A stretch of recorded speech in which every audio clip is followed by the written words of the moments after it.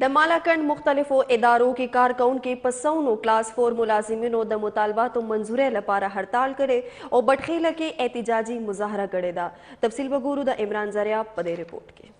په ملک روان د ګرانۍ لهر او د سیاسي برتو په ضد آل درجه 4 ملازمینو نن په مکمل توګه ملکند ضلع کې هړتال وکړو او هیڅوک هم دفترونو ته حاضر نشو. د آل درجه 4 ملازمینو لخوا د ملکند سرخار خیلہ کې احتجاجي جلسه او مظاهره هم وشوه چې پکې ملازمینو په ګڼ شمېر کې ګډون وکړو. صوبایي صدر اکبر خان مومند، اشفاق خټک، ضلعي صدر پیر سید خان، ملک سیار، سید رحیم پایلټ او یو شمېر مشرانو ویناګانې وکړې. ویناوالو زیاته کړل چې د سکولونو لپاره چا هم خپل قیمتي ځمکې قربان کړې دي نو کلاس 4 نوکري د هغوی حق دی. خو د بده مرغه د ملکند ضلع دوانه MPs په دغه پوسټونو سیاسي کارکنان برتی کوي کوم چې ښکارا ظلم دی. ویناوالو په ملکی روانه ګرانی د غریب اولس قتل عام وګڼلو او وی ویل چې ټایم سکیل او تنخواګانو کې اضافه کول د وخت مهم ضرورت دی.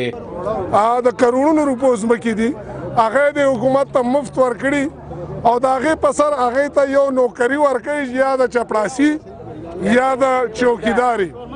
هغه نوکري هغه ته ورکوي. نن د PTI د حکومت MPA را پاسېدلي دي او د دغه خلکو نه دغه حق واخیستو. نن هغه MPA لګي او شکیل خان او مصور خان لګي او په هغې باندې خپل PTI والا برتي کوي. دا ډېر د افسوس خبره ده.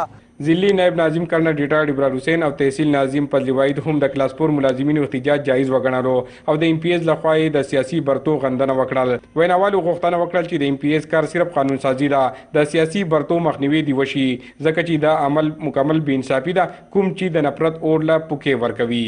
عمران ذریعہ، خیبر نیوز، مالکند.